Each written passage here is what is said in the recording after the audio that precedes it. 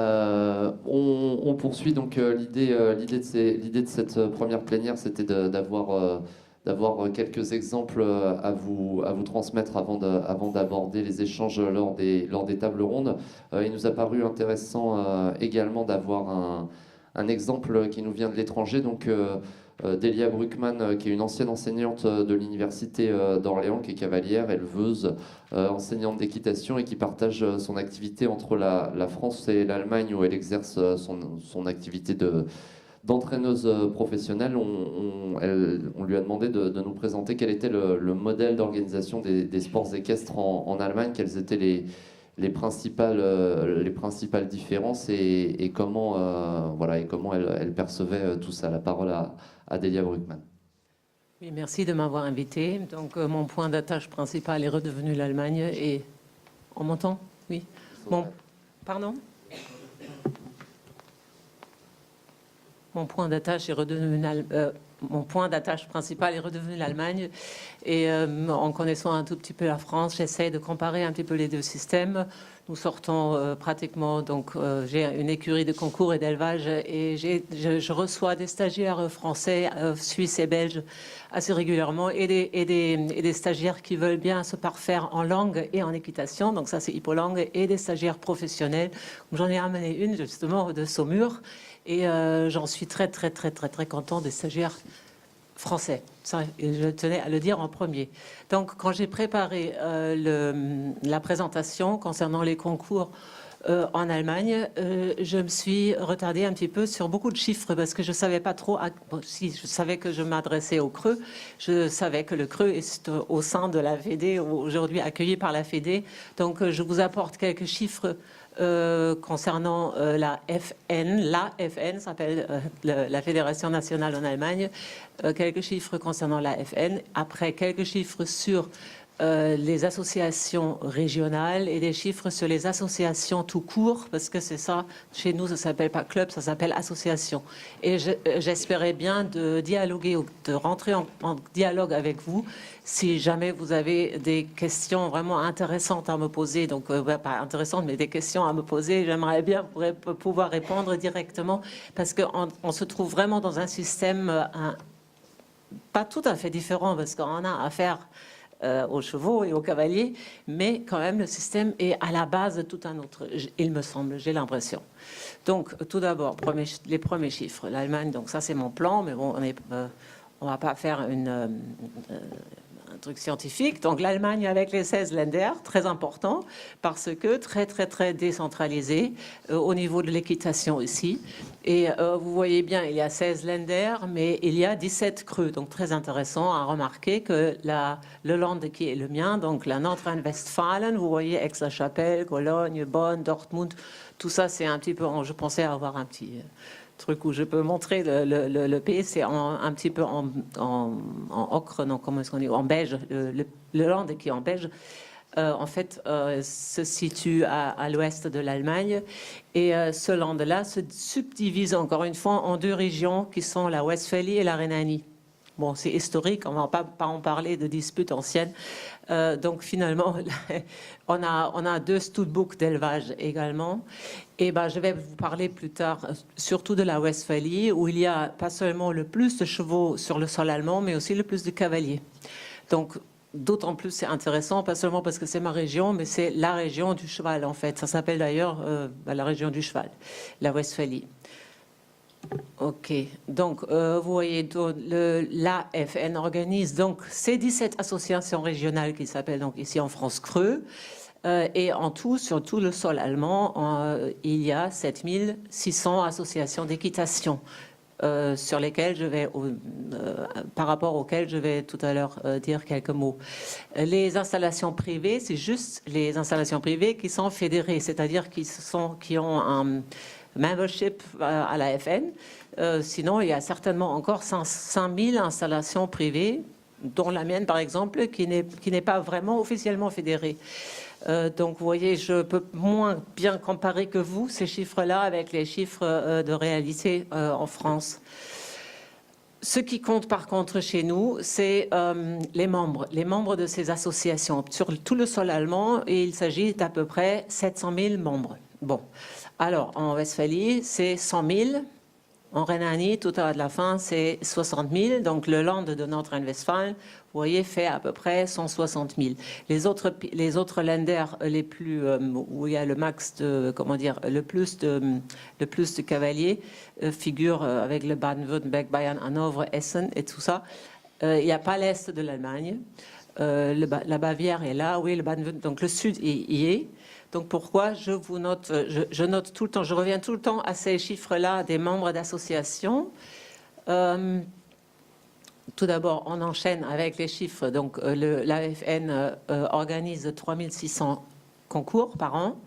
Quand j'ai lu les chiffres tout à l'heure, ça m'a paru très peu, mais en fait c'est 3500 concours et pas plus.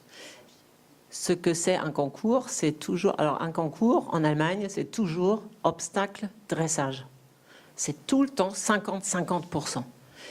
Le cross, il faut un petit peu le chercher, mais il y en a aussi. Et vous aviez plein d'autres épreuves tout à l'heure où je ne sais même pas où est organisé un trek, je l'admets, je parle pour le CSO et le dressage. C'est 50-50%. Donc, il y a 68 000 épreuves. Avec, vous avez dit tout à l'heure un mot, c'était 1 500 000 départs. C'est ça, les participations, c'est départs. Et bien, les dotations, en tout, ils sont de 32 millions. 32 millions, à peu près. Alors, la Fédé, il n'y est pas du tout. Je vais vous expliquer tout à l'heure. Tout d'abord, les chiffres. Les licences de cavaliers, ils sont au nombre de 82 000. Les cartes de cavalier étranger, je crois, c'est à peu près la même chose, 1500. Les passes d'entrée, donc ça, c'est les gens qui font en concours les épreuves, eux, pas plus. Ça, c'est ceux qui... Bon, j'ai essayé d'avoir un mot pour eux. Ils ont... Donc ça, c'est des gens, 7500 gens qui montent quand eux. Obstacle au dressage, ça, c'est toujours 50%. Oui.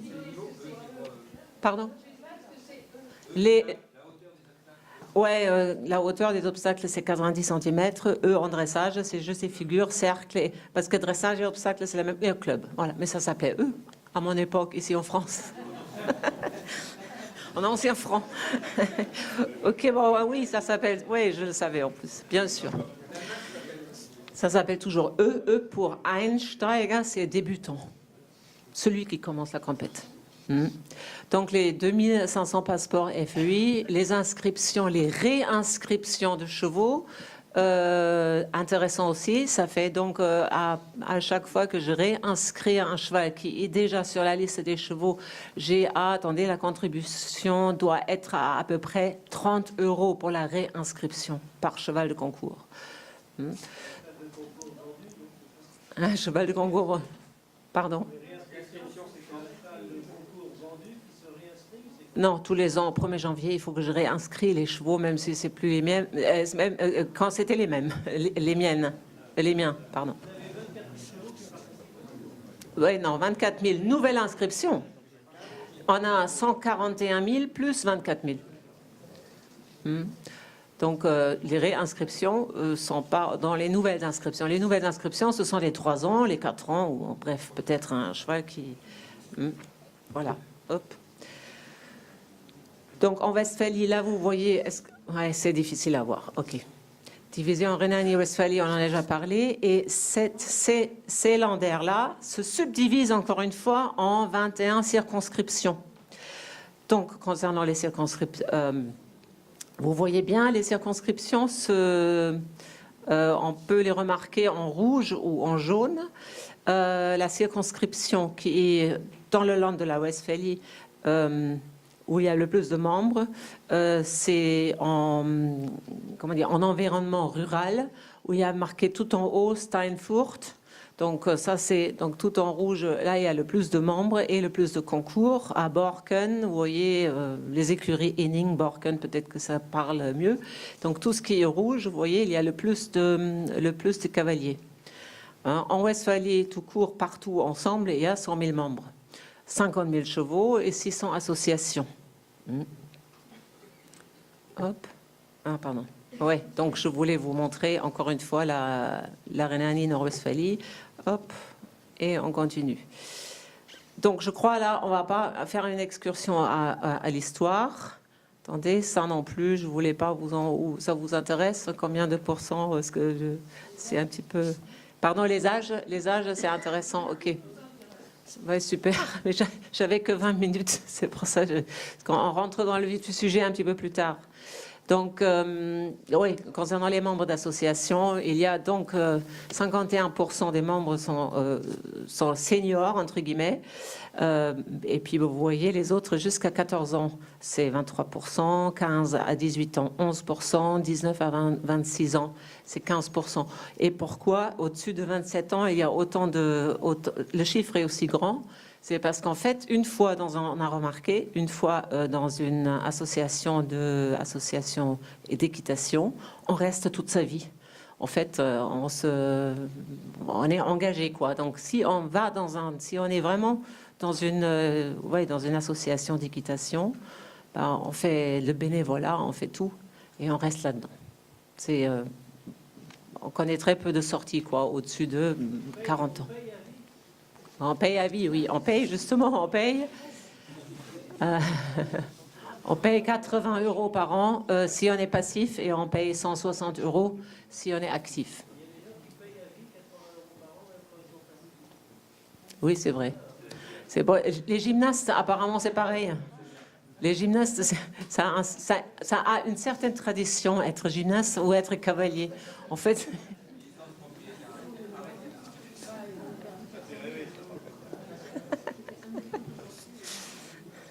Bon, ok, là, pour le financement, c'est peut-être aussi intéressant. Alors, non, la Westphalie organise donc 870 concours. Maintenant, on rentre un petit peu plus dans le vif, avec 12 400 épreuves, avec 285 000 départs. J'ai appris ce mot-là tout à l'heure. Et on les organise... la région de Westphalie organise aussi les niveaux, c'est-à-dire, je voulais dire, les niveaux et les galops. En fait, chez vous, ça s'appelle galop. La région de Westphalie forme également les juges, les moniteurs, les instructeurs, mais il s'agit de formation continue. Hein, c'est les formations continues qui sont mises à disposition de la région. Il y a l'organisation de la formation de haut niveau. Il y a partout en Westphalie, il y a des Stützpunkt Training, c'est-à-dire il y a 14 lieux d'entraînement où on a respectivement 10 jeunes cavaliers, et avec donc 14 intervenants différents, et où on forme ces jeunes cavaliers en vue de championnat. Puis on regarde qui on envoie à une échelle nationale plus loin. Mais l'échelle nationale, ça c'est très intéressant, c'est aussi en Westphalie, c'est-à-dire c'est à Warendorf. Donc c'est un petit peu le même fonctionnement qu'à la Motte-Beuvron, il y a le Creux et la Fédé. Chez nous, tout est en Westphalie en fait. Donc on profite un petit peu de toutes les installations sur le même lieu. Alors, qu'est-ce qui est le financement? Comment se finance le Creux? Donc c'est le Creux à 2,40 € par membre en dessous de 18 ans par an. Et 2,90 € par membre au-dessus de 18 ans. Toute association d'équitation paye 175 € par an. Donc ça, c'est le financement du centre régional. Et je voulais vous dire aussi que ça c'est notre calepin ou notre revue mensuelle qui est éditée par le Creux aussi. Donc là, Bettina Roy qui fait la première affiche. Donc on a tout ce qui est concours, tout ce qui est élevage, tout ce qui est championnat. Et voilà, ça c'était les concours de foal cette année. On a à peu près une cinquantaine de concours de foal partout entre mai et juillet. Donc comme c'est aussi un territoire d'élevage, donc c'est important pour nous aussi. Et dans ce calepin, il y a les publications pour engager les concours. Et vous voyez, à chaque concours, il y a 50% d'obstacles, 50% le dressage. Et là, il y a marqué qui juge, il y a marqué combien c'est doté, comment sont les dotations, etc. Donc ça, c'est le programme de concours, pardon. je trouve, depuis très peu de temps par rapport à la France. Alors, le système d'Internet, il existe, mais il faut pas se le leurrer. Il faut avoir ce mensuel. Sinon, c'est compliqué. Parce que moi, ça m'est déjà arrivé d'engager dans une épreuve où je n'avais pas le droit parce que le petit texte, il n'était pas sur Internet, mais il était bien là. Oui, voilà. Ouais, anciennement, mais très anciennement. J'ai même plus connu en France. Ça s'appelait BO, exactement. Ce truc coûte normalement 5,80 €, je crois. Non, 5,50 €. C'est même disponible en kiosque normal, mais pour la plupart, nous, cavaliers, on l'a tous... Non, membres d'associations, on l'a tous... on est obligé de le prendre presque. On l'a tous pris, on l'a tous. Donc, mais c'est quand même informatif. Hein, ça informe bien. Bon... Bon, par concours, vous avez donc 40 épreuves et payer tous les frais, je ne sais plus ce que je voulais dire. Oui, d'accord. Donc, chaque association, il n'y a que des associations qui peuvent, et c'est pour ça que j'en parlais autant, il n'y a que des associations qui peuvent organiser un concours. Et puis, c'est les associations qui payent tous les frais et personne d'autre. Donc, on essaye d'avoir des sponsors, on essaye d'avoir... de bonnes épreuves, 40 minimum, c'est moyen, hein, c'est moyen. Je vous dis, oui, ouais, alors ça commence normalement le vendredi après-midi, ça finit le jeudi soir. Alors il ne faut pas croire qu'on a d'aussi bien jeudi après-midi, vendredi après-midi, pardon, et ça finit le dimanche soir. C'est pas ça, qu'est-ce que j'ai dit? Bref, ouais.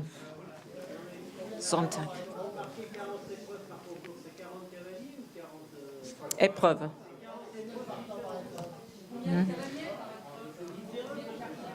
Justement, je vous l'ai dit, et on n'a pas du tout le terrain, comme ici, ou à Jardy, ou à Tours. On a une piste, alors je vais vous dire clairement, on a une piste d'obstacles, elle a 60 sur 60, hein. En moyenne, ça peut être 80 sur 80. On a une détente pour l'obstacle. On a juste à côté, voire juste séparé par un fil, la détente pour le dressage. Et on a le dressage à 20 mètres plus loin, juste à côté du concours d'obstacles. Et le dressage, déjà le niveau amateur 3, pour qu'on puisse faire face à 150, 160 engagements, et on déroule à 4. Voilà. Et on déroule à 4 et nous sommes les deux juges. Vous déroulez. Et moi, je prends cavalier 1 et 3 et lui, il prend cavalier 2 et 4. Et Sophie, elle prend protocole, mais elle dit juste le protocole, c'est 6,9, 7,2. Ah, celui-là, il est pas mal. Alors, il faut dire que les yeux sont avisés. Hein. Alors, celui qui gagne, celui qui est le dernier, c'est vraiment toujours bien... Deuxième, troisième, c'est clair aussi. Ça, c'est 7,2 et ça, c'est 5,6. Alors, pardon? Ouais. Et en amateur 2 aussi, je vais passer tout à l'heure à vous montrer comment sont les différents niveaux. J'aimerais bien montrer comment c'est en concours parce que j'ai préparé. Allez, je pense qu'on peut aller directement même au concours, visiblement. Ça, là? Ouais. Donc, ces appellations E comme ancienne E en France, A comme ancienne D, donc amateur 3 en Allemagne, en France, L comme amateur 2, M comme amateur 1 et S amateur élite au pro. Alors, qu'est-ce que je voulais dire par rapport à ça? C'est complètement différent parce qu'on a en A, par exemple, on a une dizaine de reprises. Les A peuvent être montés par un Pro 1. C'est marqué là, c'est pour ça c'est important ça. Ça dépend du cheval, évidemment, et des gains du cheval. Et à marquer, vous pouvez monter en A si vous avez... Bon, c'est ouvert à la licence classe au niveau 1. Le niveau des cavaliers vient ensuite. C'est ouvert à tout cavalier, sauf les chevaux n'ont pas le droit d'avoir des classements. C'est marqué comme ça, à peu près. Ou les chevaux ont le droit à un seul classement. Bon, alors, je vais continuer.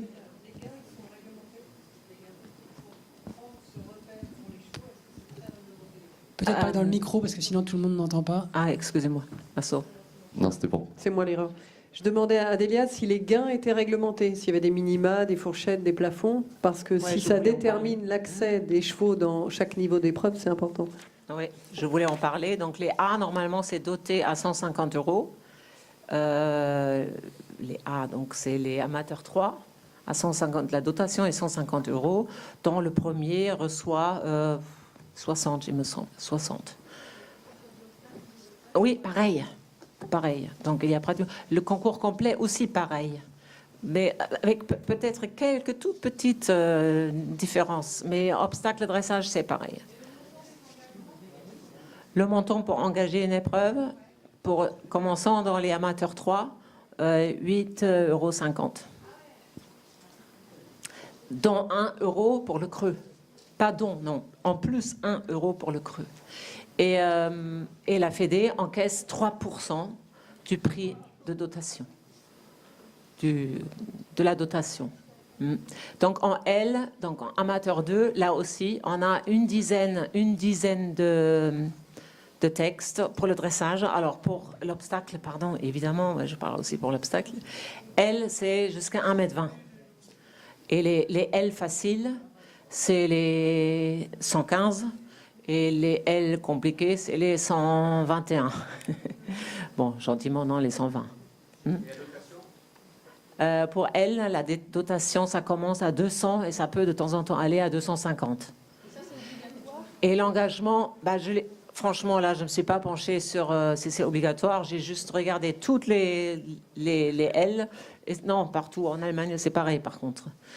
Donc là, c'est toujours 200, 250. On n'a pas, il faut aussi dire qu'on n'a pas de championnat pour les L. C'est-à-dire, on n'a pas de on a des championnats de Westphalie, on a des championnats de la Bavière, on a des championnats du Hanovre, mais toujours tout en haut, dans les S, quoi.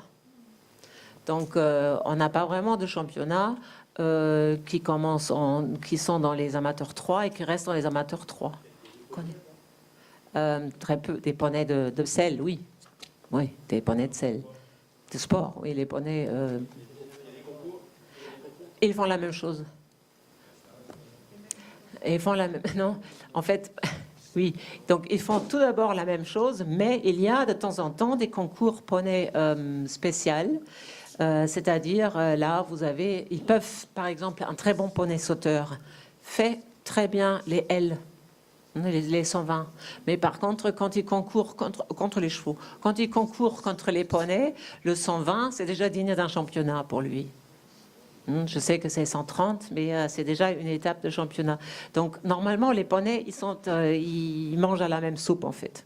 Ils mangent à la même soupe, sauf il y a, donc, pour voir quel poney ou quel couple va dans les championnats d'Europe, etc. Donc, on a évidemment des sélections où il n'y a que des poneys qui s'affrontent. Okay. L'engagement pour les M, par exemple, c'est les amateurs 1, c'est les B, donc jusqu'à 1,30 m, on saute, oui. Et on a des appuyés, et puis des appuyés, des épaulants en dressage, en plus les autres trucs et les changements de pied. Donc on a, qu'est-ce que je vais dire, l'engagement c'est de 15 à 20 euros. De 15 à 20 euros. Et pour les S, c'est-à-dire en obstacle, c'est à partir d'1,35 m. Donc les M, ça va jusqu'à 1,35 m, pardon. Les S, c'est à partir d'1,35 m. Et en dressage, c'est les changements en série. Voilà, une demi-pirouette, ça c'est les premiers S. Donc ça va vers la Saint-Georges et après on parle de Grand Prix. Donc en S, vous avez un engagement à payer de 20 à 30 euros. Et c'est doté à partir de 1 000 euros, c'est doté, et puis ça peut prendre 3 500 euros. Pour les S, oui. Pour les M, c'est à peu près 400, ça dépend un petit peu quel sponsoring on a, 400 à 1000. 250. Ah oui, pour les M, ça peut rester aussi 250. Hein. Moi, j'ai eu beaucoup moins, 80. Quand j'ai gagné, j'avais 80 en poche. Par contre, les sous, ils sont tout de suite distribués sur le lieu du concours. C'est très pratique. Très pratique. Et c'est pas au noir, mais c'est juste que tu l'as direct. C'est pas au noir. Je sais pas, à vrai dire. Là,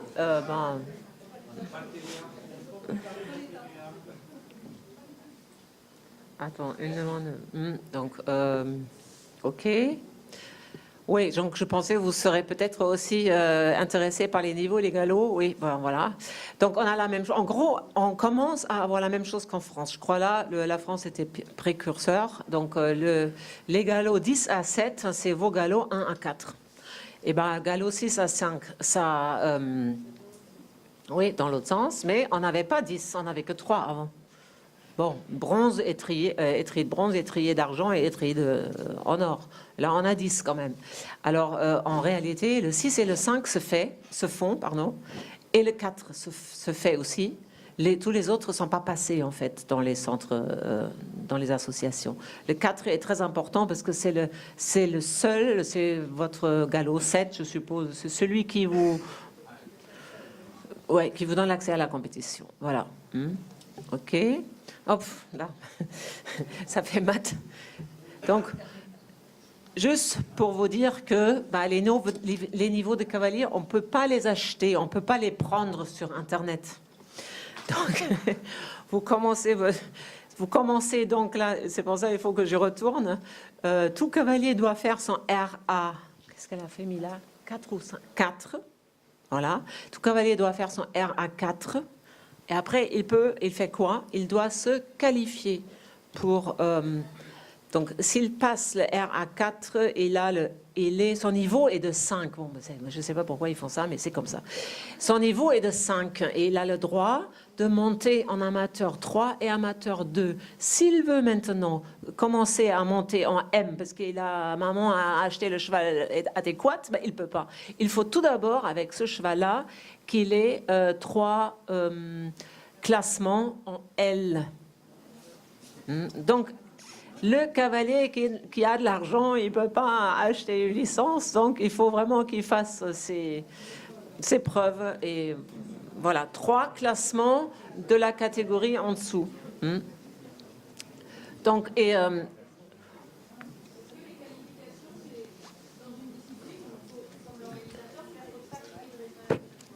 oui, donc tu as...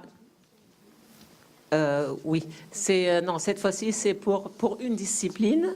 C'est pour une seule discipline. Par contre, tu peux faire le tu peux faire ce RA4 le RA3, pardon, et tu peux dire j'ai le RA3, ça veut dire j'ai passé obstacle, dressage et théorie. Tu l'annonces à la Fédé et tu as d'office ton examen LK 4, pas ton examen, mais tu as ton niveau de cavalier 4. Et tu as le droit de monter en amateur 1. Vous voyez, pour expliquer ça, c'est quand peut-être j'ai essayé de faire quelque chose de simple, mais je crois que c'est pas tout à fait ça. Bon, OK. Donc, les pros 1, 2, qui s'appellent donc niveau 1, ce sont ceux... Ça, c'est Isabelle Wert, disons, Marcus Henning, ok, on a tous compris. Donc, pourquoi ils sont LK1, de niveau 1? Parce qu'ils ont 20 victoires en S. C'est pas parce qu'ils s'appellent Wert ou Henning, c'est parce qu'ils ont 20 victoires en S. Et c'est rapporté, c'est-à-dire ça compte en 2 ans, et c'est reporté après. 2 ans. Oui. En 2 ans, tu dois gagner 20 fois en S. Gagner. Donc, le niveau 1, c'est vraiment très, très... c'est assez dur, en fait. Mais je n'ai maintenant pas les chiffres. Je crois qu'il y a à peu près 1500 cavaliers niveau 1 en Allemagne, mais je peux me tromper.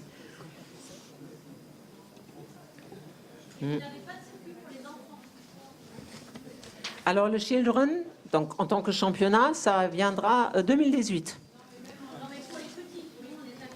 Oui, les petits, ils font les E, donc les clubs. Et ils font aussi les A. Ils font, voilà, donc non, les petits peuvent pas devenir catégorie 1. C'est pas possible. Ils peuvent pas monter en Pro 1, c'est pas possible.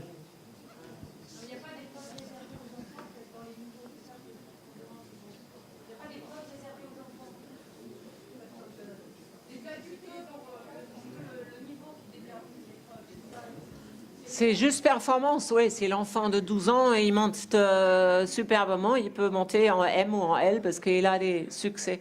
Non, oui, c'est... Non, il n'y a pas exprès. Il y a... Ben... Dans les... Si, bien sûr. Dans les tout petits niveaux, tu as le Jugendreiterprüfung, bon, bref, les épreuves où tu regardes que l'assiette. Et là, il monte du coup à 10. Il n'y a que des enfants, là? Et ouais, il n'y a pratiquement que des enfants. Et ils sont nés 2002, ou on est 2017 maintenant. Ils doivent avoir, je sais plus très bien, jusqu'à 12 ans ou jusqu'à 14 ans. Un truc comme ça, jusqu'à 12 ans, jusqu'à 14 ans, il me semble. Et il faut qu'ils aient. Donc là, ils montent à 10 et ils sont notés sur leur assiette. Je vous propose, Delia, qu'on poursuive et on passera les questions à la suite. Ok. Je continue, je n'ai pas entendu. Ah, pardon. Donc, un concours, que coûte un concours, clairement? C'est donc à peu près 20 000 € pour un concours moyen avec ses 30 à 40 épreuves, ou autour de 40 épreuves. Les juges, ils encaissent 150 € par jour. On a 6... Bon, ok, vous ne voulez pas. Ok, donc... Non, mais on n'a pas le temps, en fait. Parce que, justement, j'ai tout préparé parce que je ne savais pas trop ce qui était vraiment intéressant pour vous. Là, c'est les dotations. On en a déjà parlé. Les dotations, on les a vues. Un tiers est classé, pas un quart, je crois, comme en France.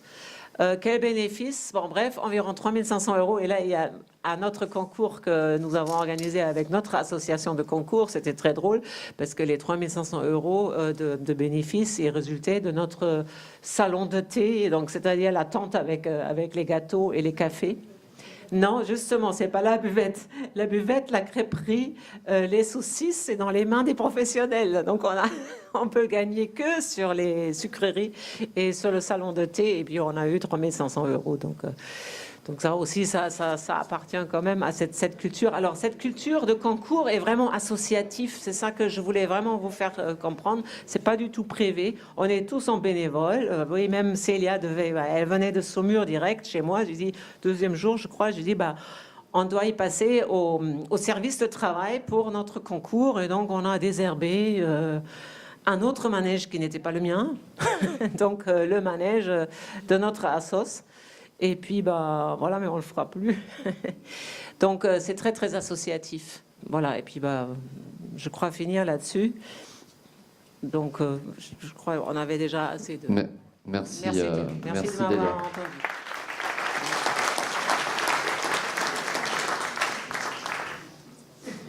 Ok, alors, voilà, si avant d'attaquer les tables